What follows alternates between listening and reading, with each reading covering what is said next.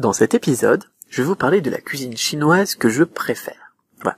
J'avais fait un podcast il y a pas très longtemps d'ailleurs sur moi, parler un petit peu, en savoir plus sur Cédric Beau. Et bien là j'ai une autre question, donc on va en parler ensemble.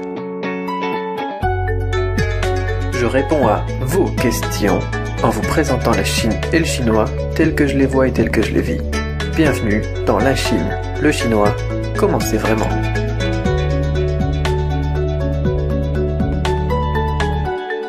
Bonjour, Cédric Beau, auteur de La méthode Cramp, et bienvenue dans l'épisode 83 de La Chine, le chinois, comment c'est vraiment, hashtag LCLCCCV. J'ai une question de Paul qui m'a posé une question plus personnelle il y a 2 semaines, et puis ça m'a fait plaisir un petit peu de vous parler un petit peu de ma vie. Et donc j'ai encore une question aujourd'hui qui est: bonjour Cédric, voici ma deuxième question pour toi. Quelle est ou sont ta ou tes cuisines chinoises préférées? Pour ma part, moi j'adore les baozi, les raviolis, donc les baozi, les jiaozi. Certes c'est classique, mais c'est tellement bon avec un petit peu de thé vert. Et toi, bonne continuation. Eh bien alors moi je suis pas baozi, je suis pas ravioli, ça c'est des trucs avec de la farine, cuisine du nord, nord-est de la Chine. Moi je suis cuisine du sud, sud-est, sud-sud-ouest, sud-sud. C'est-à-dire que j'aime bien les desserts, les gâteaux et tout ça, comme on peut avoir à Taïwan, du thé aux perles, du thé au lait aux perles, ou du thé yin-yang, c'est-à-dire que c'est du thé au lait mais avec du café, ou ce genre de choses, voilà, des trucs un petit peu plus sucrés. J'aime bien les thés comme les thés fermentés, les thés noirs, les thés rouges, comme le thé guanyin. J'aime bien les thés, des thés verts certains aussi. J'avais parlé du Longdi il y a pas longtemps. Enfin bon, il y a beaucoup de thés que j'aime bien en tout cas. Le thé vert, au final, pour moi, c'est comme de l'eau, quoi. Le thé vert classique, c'est tout simplement des feuilles qu'on va mettre dans l'eau pour donner un petit peu de goût. Mais c'est pas quelque chose que j'affectionne particulièrement, que j'aime, que je déguste. Mais un thé guanyin, ça c'est quelque chose que je déguste. Un Longdi, c'est quelque chose que je déguste. Un café, donc un thé au lait au café ou un thé au lait, ou des trucs comme ça en été, un froid à frapper, c'est délicieux.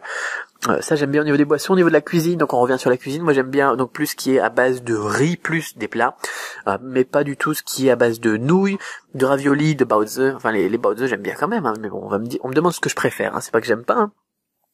Mais des baozi j'aime bien ça, au petit déjeuner, même je mange des baozi.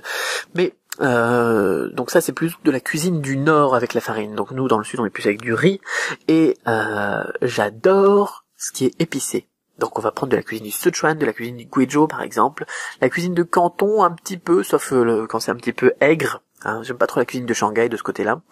Mais donc voilà, moi c'est piment et poivre du Sichuan, quoi. Piment et poivre du Sichuan, la fondue de Chongqing, la fondue de Chengdu, et toutes les cuisines épicées donc de la région du Sichuan et de Guiyang, c'est vraiment moi, c'est ma tasse de thé. Voilà, c'est mon truc, c'est ce que je préfère.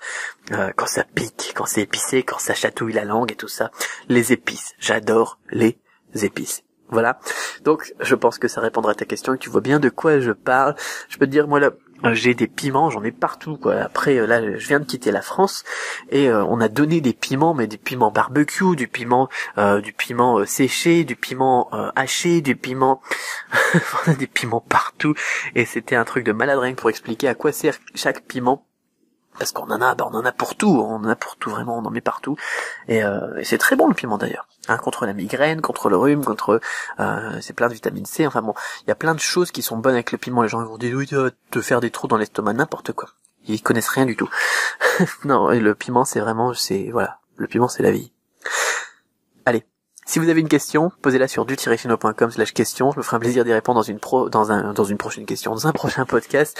Et puis, gardez l'esprit ouvert, ensemble en tous les préjugés. On se retrouve lundi prochain pour un nouvel épisode. À très vite.